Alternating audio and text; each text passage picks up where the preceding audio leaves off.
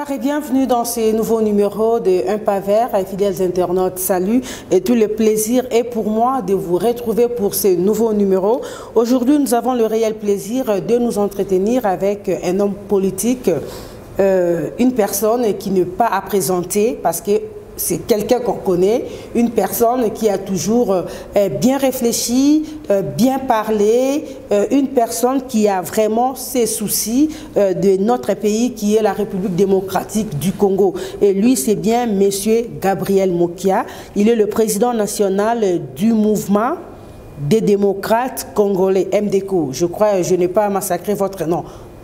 Il est ici en séjour en Afrique du Sud. Alors, il a décidé, il a dit, il ne peut pas quitter l'Afrique du Sud sans pour autant parler, sans pour autant donner son point de vue, sans pour autant essayer de mettre, de faire une analyse par rapport à ce qui se passe actuellement dans notre pays. Monsieur Gabriel Mokia, salut.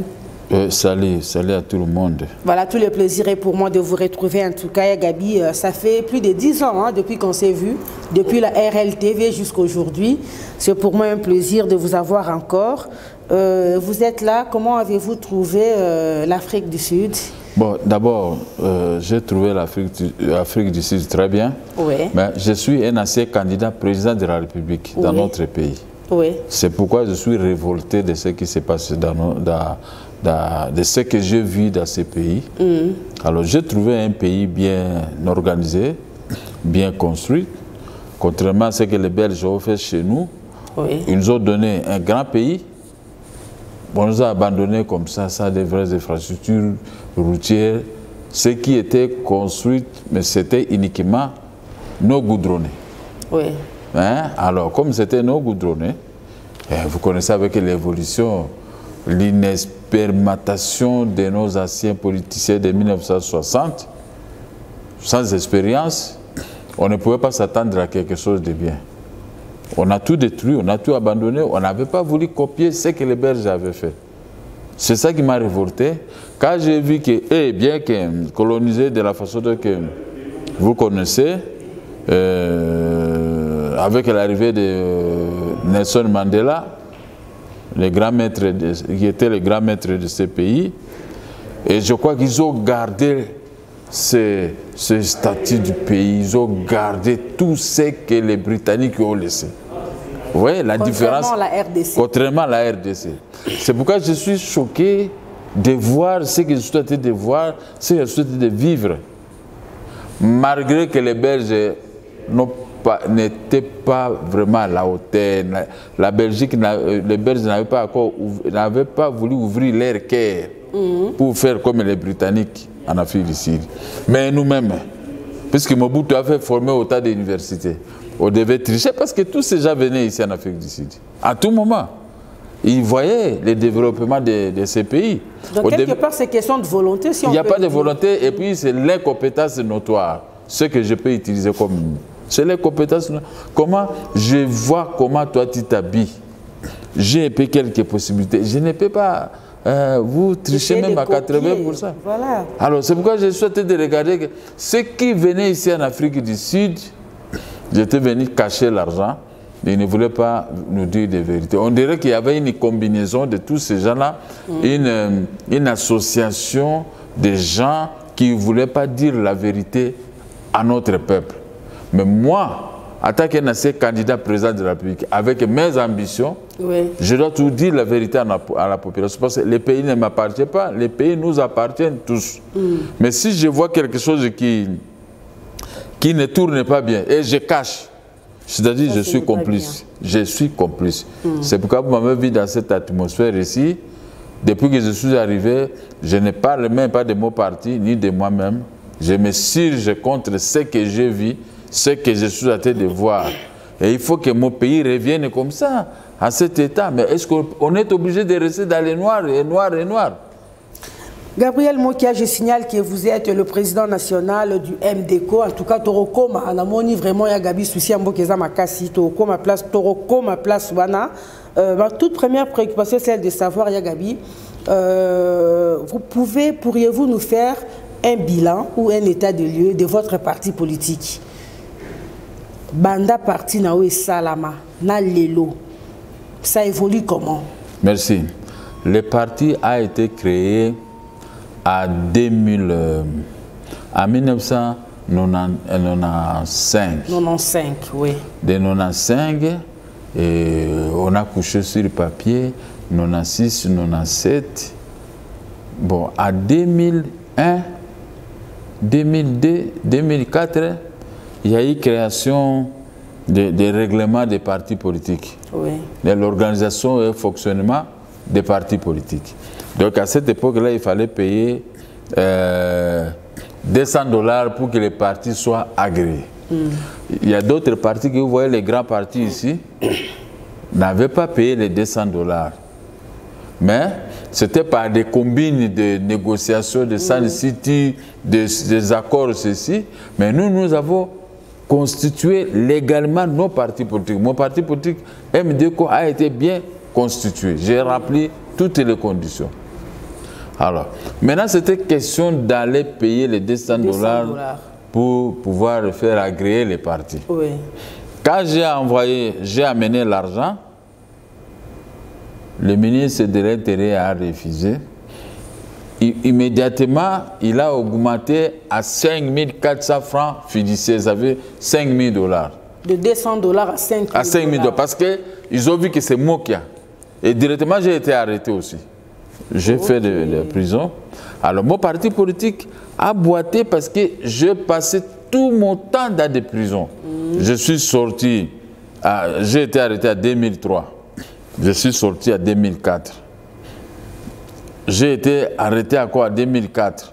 Je suis sorti vers 2004 et j'ai été arrêté en 2005 avec une infraction phare face au chef de l'État.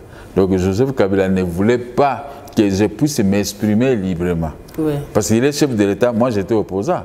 J'étais le véritable opposant dans ce pays-ci parce que Laurent Désiré Kabila a tenté de me nommer comme ministre.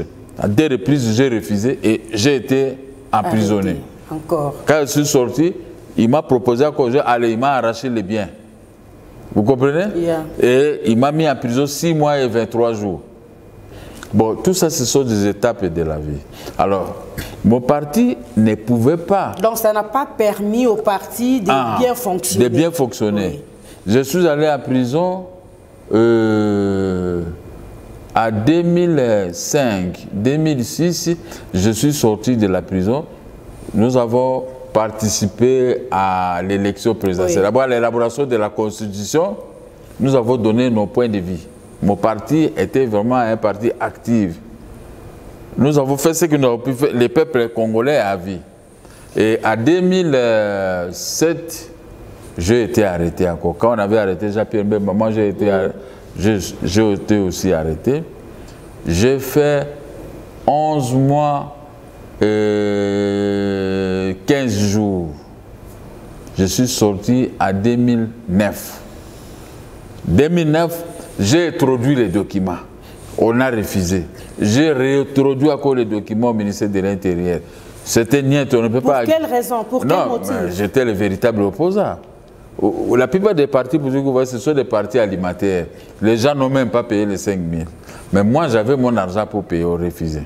Ce n'est que quand je suis allé pour qu'on puisse agréer les partis, on m'a créé un problème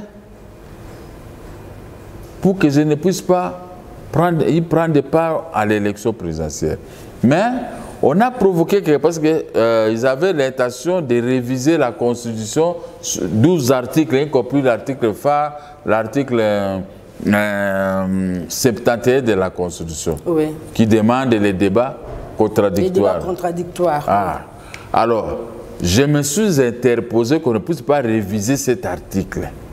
Parce que, comme moi, je suis un orateur, je suis un technicien à plusieurs matières, je vais voir l'adversaire avec qui on va s'en découdre au deuxième tour, s'il peut être capable de me battre sur le plateau de la télévision, comme ça le peuple peut lui prêter main forte de le voter massivement. Mais quand ils ont compris que Joseph Kabila n'était pas à ce moment-là ni capable de s'en découdre avec les gens comme nous, ils ont envoyé quelqu'un pour me créer des problèmes sur les plateaux de la télévision. J'ai agi. Sur Mirador. Oui, j'ai agi. Là, j'étais encore au pays. Alors, j'ai agi comme tout citoyen qui se défend. Mais je ne savais pas qu'il y avait des lions, des moutons, tout ça derrière. Et j'ai été arrêté pendant 3 ans. 3 ans et 6 mois. Je n'avais pas protesté parce que je savais que j'avais affaire à des gens qui avaient la gâchette facile. Quand j'ai purgé ma peine, je suis sorti. Ce n'est qu'en 2015, cette fois-ci, l'État et Joseph Kabila se sont fatigués. Ils ont laissé à Bochab, le ministre de l'Intérieur de l'époque, d'agréer mon parti après avoir payé. C'est mon épouse qui était partie payer. Hein, déjà, ça nous a coûté plus de 5 000 $ parce que c'était pas facile avec moi. Ça m'a coûté trop cher. Vous avez quand même payé. J'ai payé. A été agréé. Les partis ont été agréés. Ils ont commencé les activités des partis politiques jusqu'à aujourd'hui. Oui. Vous êtes quand même installé sur toute l'étendue de la 20 provinces, il nous reste 6. Comme dire, reculer pour mieux sauter. Maintenant, je me prépare. Bientôt, je vais en frotter les 6 provinces qui restent. Et nous allons terminer cette histoire-là des provinces en attendant les élections où je compte avoir un nombre important de députés, de sénateurs et de provinciaux. Donc, je suis en train de me préparer pour ça. La base naturelle de votre parti se situe à Bumba ou bien à Kinshasa? Au Congo-Kinshasa, en général. Ce n'est pas... Bumba, ça représente quoi? C'est rien. Donc, il faut avoir une base sur toute l'étendue de la République.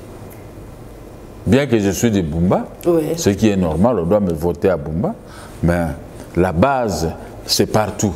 Partout où je peux être, on va m'accueillir comme à Kinshasa, comme à Bumba, comme à Mbujimayi, comme à Kananga, comme à Gbadolite, comme chez les Batete là, et partout.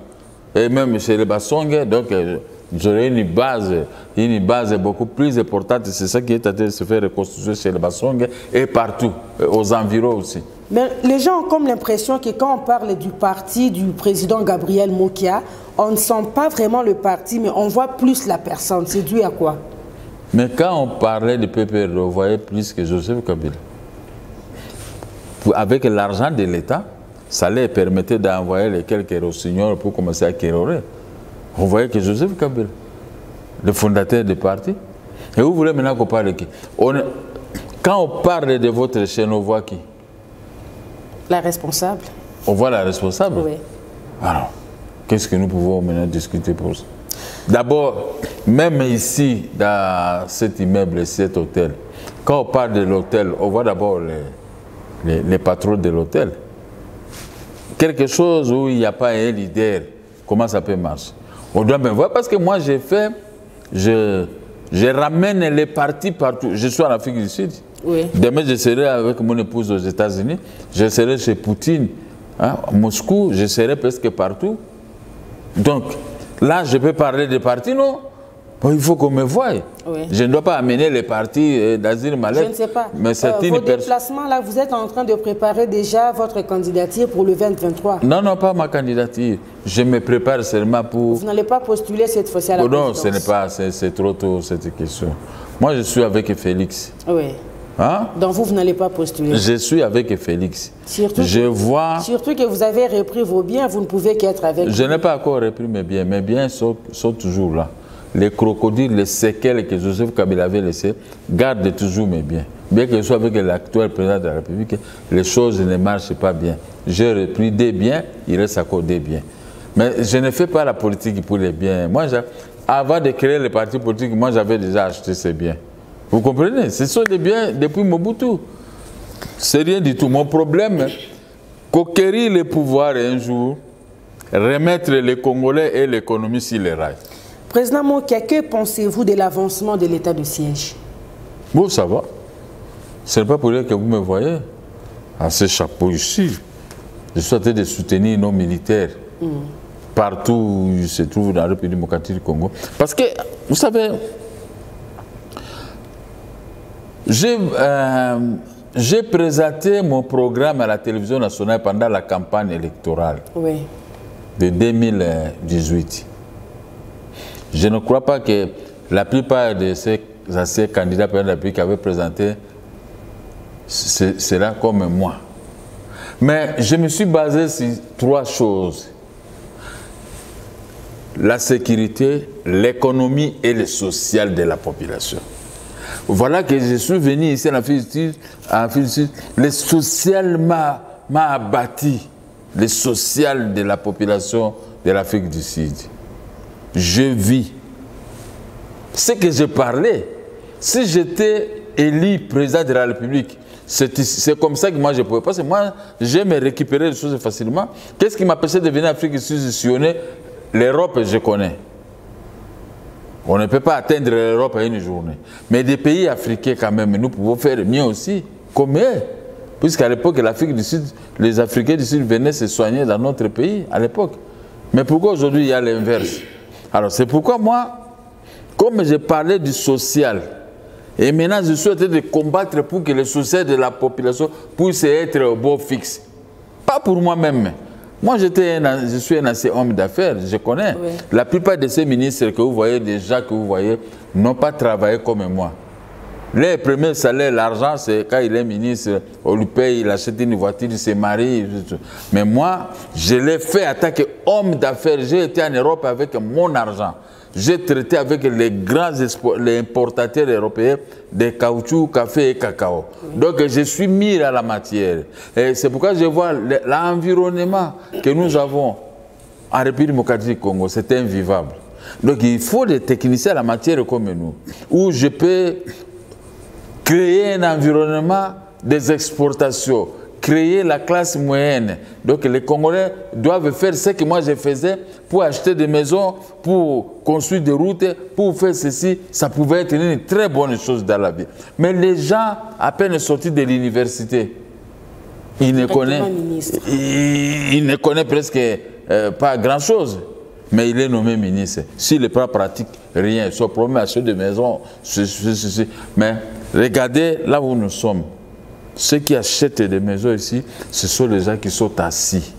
Et même l'État aussi récupère les dividendes auprès de ces gens. Mais c'est nous qui payons les dividendes à l'État. Il y a toujours des combines. Oui, les sociales. Hein? Mais maintenant, si le plan sécuritaire, si le plan économique, si vous avez des questions, vous allez me poser, je peux vous répondre correctement comme je l'avais fait pendant la campagne électorale. Président Gabriel Mokia, nous n'allons pas vraiment vous prendre trop de temps parce que vous êtes aussi fatigué, hein, vous venez d'effectuer. Je suis politicien, les politiciens se disent que je suis fatigué, alors là ce n'est pas un politicien. On doit aussi vous laisser quand même vous reposer. Oui, parce que je viens de dire, vous en avez le droit, voilà. Ouais. Il y a l'UNC qui vient de se retirer de toutes les réunions du CACH et de l'Union sacrée. Que pensez-vous de cette décision? Bon, je ne sais pas. Je suis avec les deux. J'aime l'INC, j'aime l'IDPS. Je suis avec eux. Quand les deux enfants se battent, je suis en train d'observer. Mais vous pensez quand même que leurs décisions, ils sont sur la bonne voie? Je ne sais pas. Je ne sais pas. Ou bien vous avez peur de donner votre point de vue? Je n'ai pas peur, mais je dis je suis avec les deux. Comment maintenant je peux faire? Pour moi, j'avais voulu qu'on soit tous trois soudés. Moi, je les ai rejoints. Puisque j'ai vu le travail qu'ils ont abattu, cela avait abouti à quelque chose. L'espoir pour que les Congolais puissent récupérer leur pays qui était entre les mains des étrangers. Maintenant, cette division, ça va apporter quoi? C'est ainsi que vous ne me verrez jamais critiquer l'IDPS ou l'INC. J'observe. Je connais. Mais à l'allure où vont les choses, vous ne pensez pas qu'en 2023, le président Félix risque de se retrouver devant un morceau dur? Je ne sais pas. Déjà avec Katumbi, ça ne colle presque plus. Et là maintenant, c'est l'UNC. Il risque de se retrouver toute seule. Il y a des candidats qui ne seront pas retenus, compte tenu de ce que vous connaissez vous-même. Il faut être des pères et des mères congolais pour prendre part. Moi, je suis Mbouza. Oui. Imagine-toi. Tribu Mbouza, nous sommes au centre là-bas. On n'a rien à voir avec vos aventures. Moi, je sais que pendant cette campagne-là, Félix sera bien. Et les autres, il y aura un combat peut-être. Félix qui va gagner haut les mains. C'est ce que j'ai comme espoir. Mais dans le cas contraire, on est là. On est là. Il n'y aura pas de problème. Peut-être l'INC va présenter un autre candidat, je ne sais pas. Mais moi, comme ce sont mes amis les deux, je ne sais pas comment je peux plonger dans cette histoire. Hein? Parce que si je vois Kamere, je vais causer avec lui. Si je suis avec Félix, je suis avec lui très bien. Les deux se battent. Ma prière, c'est qu'ils puissent s'attendre. Les deux se battent, mais la raison qui pousse au-delà de se battre, vous pensez que c'est une bonne cause? C'est le songi des gens. Moi, je suis avec Félix Tshisekedi. Il m'appelle, je vais. Mais maintenant, il y a un émir qui s'est dressé. Parce que les gens qui sont avec Félix, ils sont des crocodiles. Croyant que si vous êtes avec Félix, vous allez récupérer tout ce que Félix Tshisekedi a. Tout ce qui est... Ok, c'est rien du tout. Okay. Moi, je ne fréquente pas le chef de l'État pour aller lui demander $10. Et ils m'ont trouvé avec mes $10. Et quand j'avais payé les $100 000 pour la campagne, est-ce que j'avais demandé à quelqu'un? Hein? Je suis là, un garçon, un monsieur, tête haute. Je peux critiquer qui je veux parce que je n'ai pas de compte à lui rendre. Donc, voyons. Madame, sur cette question, je suis un peu dérangé. Voyons seulement ce qui se passe. Surtout que je suis en Afrique, ce qui s'est passé derrière, je lis dans les réseaux sociaux comme tout le monde. Donc, je garde encore le petit secret pour moi. Voilà, Président Mokia, une autre question, c'est par rapport au dossier Bokanga Lonzo. Le Sénat n'a pas pu livrer, si on peut le dire, Matata Ponyo. Qu'est-ce que vous en pensez? Ben, vous savez... J'ai dit à Félix Tshisekedi, nous avons récupéré 280 députés et des sénateurs. Mais ils restent toujours soudés. Ce sont des séquelles de Joseph Kabila. Ne commettez pas une erreur de croire qu'ils peuvent vous donner toutes les facilités du monde. Non. C'est comme un féticheur. Quand il peut vous montrer des fétiches, mais ils gardent aussi un secret. Un secret. N'est-ce pas? Nous avons déjà appris par nos musiciens un tel langage. Alors moi, je n'ai toujours pas cru. Je ne peux pas croire à ces Sénats ici. Ce sont des gens, les oiseaux, des mêmes plumage. Ils sont toujours avec Joseph Kabila. Comment quelqu'un qui a volé de l'argent, mais vous voulez les protéger, mais et ceux qui sont en prison? Hein? L'ancien ministre de l'Éducation, je ne sais même pas comment, mon jeune frère de Mbandaka. Willy Bakonga. Willy Bakonga a été arrêté. Un procès beaucoup plus expéditif. Willy Bakonga est arrêté. C'est mon jeune frère. Je parle de lui avec fierté. Je ne peux pas le laisser tomber ni mourir. Mais il est arrêté. Les Bangala, nous n'avons rien fait. Moi, j'ai versé des larmes parce que nous venons de perdre Mbanda, nous avons perdu Aru Thomas Lokondo. Moi-même, j'ai perdu mes biens. Et il y a eu trop de morts pour les gens de l'Équateur. Et avoir à être arrêté Willy Bakonga comme ça nous a choqués. Mais l'Équateur m'a dit, restez tranquille. Je suis tranquille. Mais pourquoi si on veut livrer ce type-là, si c'est Matata Ponyo, tous les dégâts qu'ils ont fait dans ces pays-ci. Maintenant, il faut lui, et à lui, il y a Yuma. Les deux là, ils ont causé des dégâts dans notre économie. Maintenant, on croit qu'on veut les sacrifier. Non, quand la justice a besoin, si aujourd'hui la justice a besoin de moi. Il y a certaines personnes qui interprètent en disant que si jusque-là, le Sénat ne sait pas livrer ces deux messieurs, si le président aussi ne sait pas faire quelque chose, c'est parce que jusque-là, il n'a pas le pouvoir. Il n'a pas le pouvoir dans les mains. Ce n'est pas qu'il n'a pas le pouvoir. J'avais dit à la face du monde, vous avez dit que vous allez destituer le chef de l'État. Moi, je vais demander au chef de l'État, nous allons vous faire la dissolution. Et je suis revenu pour dire au chef de l'État, nous allons tout faire pour récupérer 280 députés. Est-ce que vous n'avez pas vu Donc, je suis l'auteur. Il n'y a pas 280 députés. S'il n'avait pas le pouvoir, est-ce qu'on pouvait récupérer les députés? Il a le plein pouvoir, M. Félix. Mais c'est à lui-même de capitaliser. J'ai le pouvoir. Qu'est-ce que je peux faire avec le pouvoir? J'ai le pouvoir.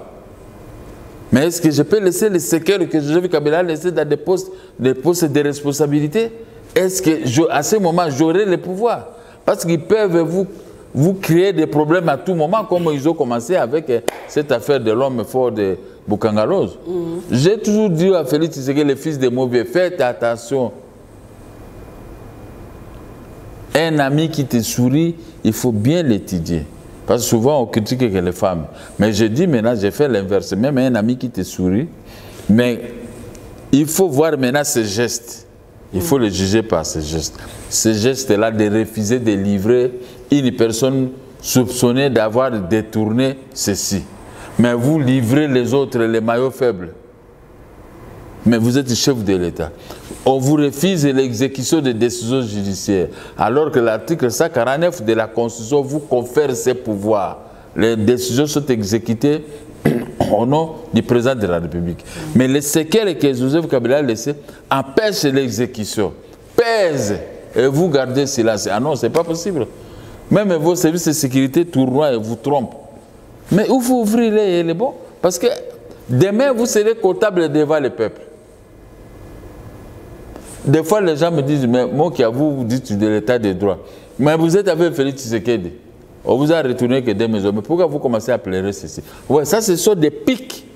Les gens déjà avancent les arguments pour vous court-circuiter d'avance. Donc, malgré ça, c'est qu'il n'a pas le pouvoir. Voilà, mais vous revenez sur cette affaire, il n'a pas le pouvoir et tout ça. Mais moi, je dis, moi aussi, je m'en tiens. Je dis, monsieur le président, il faut vous démarquer. Oui. Fait partie des généraux, des colonels, les gens qui ne sont pas tellement de votre obédience.